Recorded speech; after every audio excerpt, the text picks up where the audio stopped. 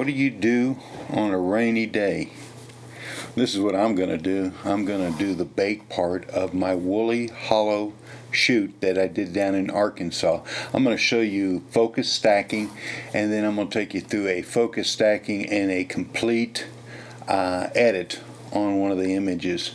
If you follow this channel, this will be how I'm going to do it from now on. I'll do the take and then the bake, and again the bake is the editing that I do in Lightroom, and I also use Photoshop to do my focus stacking. If you've ever wanted to learn how to focus stack, this is the video for you. So without further delay, let's go into Lightroom.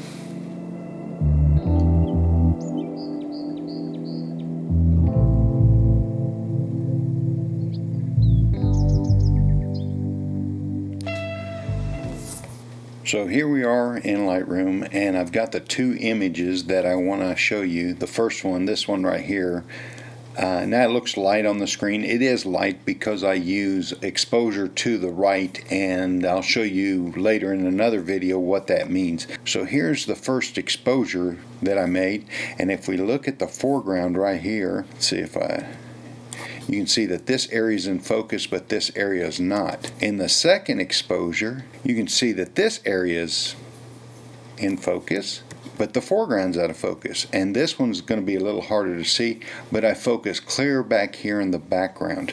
So how do I focus stack?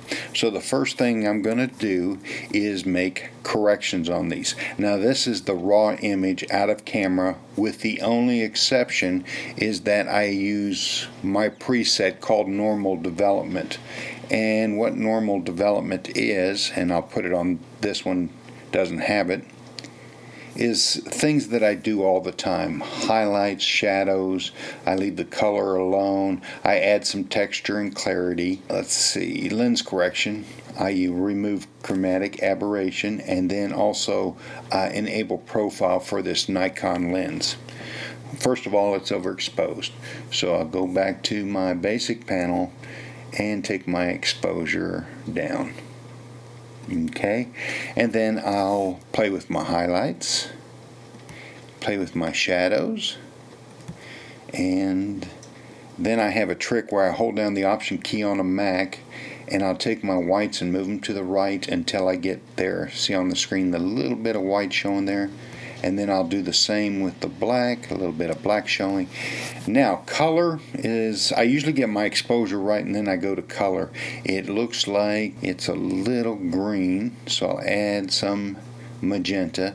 Then it looks a little cold, so I'll warm it up a little bit, about like that. Okay, the vibrance, I'll add a little vibrance. And I always play with the dehaze. I love the new dehaze slider, about like that. It kind of bumps up the contrast a little bit. Let's just say I like it right there. Now down here what I'll do is, this one's selected, I'll click the other two and I'll say synchronize. And what that did is transfer all the corrections I made on this one over to the other two. Now I go into Lightroom and I'll edit in, and here's the important part, open as layers in Photoshop. Okay, so they all came in, they're all over here stacked as layers. So now I'm going to grab all three of these, go over to the edit. Down at edit it says auto align layers, and all I do is hit auto and leave everything turned off, no vignette removal or anything like that. So click there and it's going to do its magic and it's going to line them up. Okay, so now all my image are lined up. I'll shut off the eyeballs. Now you can see this little white around here. Later on I'll have to crop that out. Now here, what I'll do next is I'll go back into edit and auto blend layers. And you're going to stack images, and I leave seamless tones and colors checked. And I go OK. Now it's going to build mask and use the best part of each image. Now you can see my foreground, my midground, and my background are all in focus. And I'll go down and I'll flatten this image. Now what I'll do is transfer this back into Lightroom. So it's Command S on this Mac, and it's saving it back. And now I'll go back into Lightroom. Let me close this image. So down back into Lightroom. Now we have this new PDS file, Photoshop document, and we have the other three beside it. So now what I'll do is I'll click the other ones, right click, and stack into group. Now I just do this to keep it neat. So this is just focus stacking. I'm not going to edit the rest of this, but I do want to show you again. This is the stacked image. This is the foreground, midground, and background. But all together you get this nice depth of field all the way from here all the way to the background. Okay, so let's go to this next image. I'm going to carry you completely through. Let me zoom out here. Carry you completely through. I spent a lot of time by this flat rock. If you watched my last video, and I encourage you to go back and watch my last video where I actually took pictures of this. This is focus stacking again. The first one is focused on this rock. Let me go back right here. The next one's focused right midground, and then the last one's focused in the background, and you can see the foreground's blurry. So if I show you the background and then the foreground focus, see how much sharper that is, and you can see focus breathing going on. See how the rock moves? So let me zoom back out, and I'm going to make a correction on this. I've already done my pre-correction, but I'm going to watch the water here. Let me zoom in a little bit on the water. Okay, so here's my highlight slider. Here's where it comes in, adds a little detail. Zoom back out. I'm going to do the shadows. I'm going to open up my shadows a little bit, and I'm going to add a little vibrance to this one. Not too much. Those were global adjustments, and I'm going to do a couple of local adjustments. I'm going to see if it'll select sky. Sometimes it will, sometimes it doesn't. It did not. So now I'm going to use a radial filter, and I'm going to draw it around the tree here, the rock and the tree, and I'm going to invert this, and it already had some correction on there. Where the green is where the effect's going to be, and I'm going to turn down that area. Now I don't like what it did to the tree, so here I can go back to my mask and subtract from my mask and use a brush. And see the little minus in my brush now? Now I can take that adjustment out of there, and maybe right here in the water also. Okay, so let's look at the before and after. I'm hitting the backslash key. There's before, after. Not a lot of change. Now I'm going to go, when I did that before and after, I'm going to go to my basic panel, and it looked to me like I got a little magenta going, so I'm going to take some of the magenta out, add maybe a little warmth to it. Now I'm going to go back to my tools here, and I'm going to create a new mask. This time I'm going to use linear graduate type filter, and I'm going to draw it down and double click effect so it takes whatever was in there, and I'm going to darken that background a little more. I kind of overdid. Okay, there we go. And then I'm going to pull in a little from the bottom, create another mask, again a graduate, pull it in this way, kind of, I can tilt it kind of like that, and darken the foreground a little bit. Okay, so let's look at the before and after. Before, after, before, after. I don't like this tree back here, so I'm going to go back to this mask. It was subtracted, so actually I'm going to add to this mask with a brush, make a smaller brush, and kind of paint this area back in behind the tree. There we go. Now let's do it before and after. Yeah, I like that better. Okay, so I made all those corrections. I'm going to pick the other two images here, and I'm going to sync it, and I'm going to make sure everything. Now here's a problem, is that it doesn't do masks, and I should have remembered that. It'll do all but the first one, which is the sky one, but it didn't do anything, so I should be good. Synchronize. Okay, so now I'm going to move all three of those into Photoshop as layers again. Okay, so they're all here as layers now, and if I click the eyes closed, I see different, see how the water's moving? Now the water, I like this middle one the best, so what I'm going to do is click that layer, right click on it, and duplicate layer. Now I'm going to call this water and say OK. Now see my water came up right there. I'm going to take that all the way to the bottom, click on the eye here. I'm going to shift click the top one so I've got them all selected, and I'm going to do auto align, even the bottom one, the one I just made. So OK.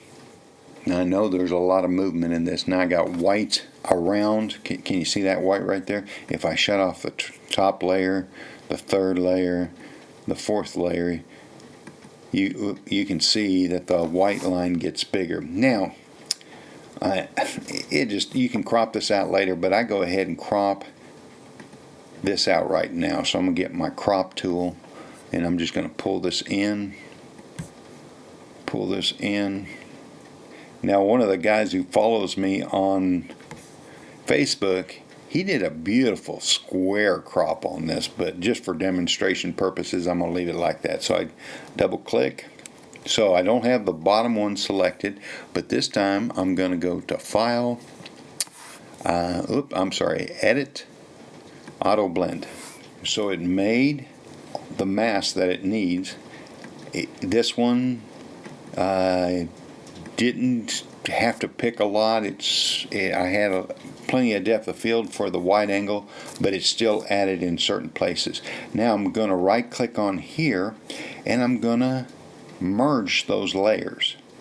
Now I got one layer, and I've got my water on the bottom. Now you can't see it, but see how the water looks weird? Let's see if I can zoom in here. Zoom, and I'm going to shut. See, it just looks strange right there. Zoom back out, and now I'm going to put my water layer on top, and I want everything to show through. So now I'm going to get a brush. I'm going to zoom in a little bit. Too much. And I'm going to get a brush. B for brush. Click my layer. Make sure you're on this layer. Make sure your brush is white. And if I paint here, can you see how it's cleaning? Well, it's hard to see on the screen here, but it's cleaning up the water. So I'm going to zoom back out. 100%. Oh, fit the screen. Brush. And I'm going to make me a little bigger brush by using the bracket key and just paint in around the water. And it takes care of strange looking water. You'll see this especially if you have like a calmer water, if that makes sense. Now if you want to look at your mask, just click on your mask holding down the option key, and you can fill in your mask here where you might have missed. There we go, something like that. Now I'm going to click back. Okay. Can you see the difference if I shut that layer off? I see it right here, especially if I zoom in. Let me zoom in. I don't know what that is there, but if I turn on my mask layer, see it took that out. So now I have this. Flatten this. Flatten the image. And I'm going to take it back into Lightroom. So I'm going to hit Command S on a Mac, and it's saving it back into Lightroom. So let's go back to Lightroom, and right here it is. How do I know this is it? It says PSD for Photoshop document, and I'm going to stack those together. So let me stack them into group. And I can close this group also. So now I have the PSD on both these images on top of the stack. Now I could go in here. You can see everything zeroed out because basically it's saying it's a new document. I can play some more with this, bump my contrast up, brighten it a little bit.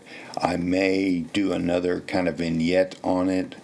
So I'm going to put another circle right there. That's a little large. Whoop. Maybe pull this out a little bit. Good. Now I'm going to invert it and darken the outside edge a little bit more. I see this little spot right here. Let me get out of here, go into, and I'm going to zoom in. I don't know what that is. See that little dot right there? So I'm just scrolling. You can scroll with a mouse or a double finger on a trackpad here, and I'm just going to paint right there. And it did a good job. So zoom back out. Okay, so there I might see what it looks like if I cool it. Oh yeah, I cooled it off just a little bit. Now let me go into vibrance again.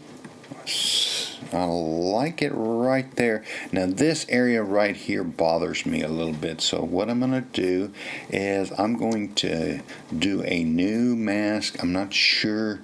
I'm going to try a brush. And what I'm going to do is take my exposure down. Now I'm going to do this extreme, and I'm going to add that right into here. Your eye is always going to be drawn to the lightest area. Maybe some right in there. Okay, now that's overdone, so I'm going to take it down a little bit, and I'm going to add a little blue to it. It's really easy to get carried away. So let me close this effect. Let's do it before, after, before, after. Well, I hope you enjoyed this video. If you learned something, please consider subscribing to this channel. If you have any input, what you'd like to see, just leave me a comment. Still raining outside, so I don't know what I'm going to do with the rest of my day.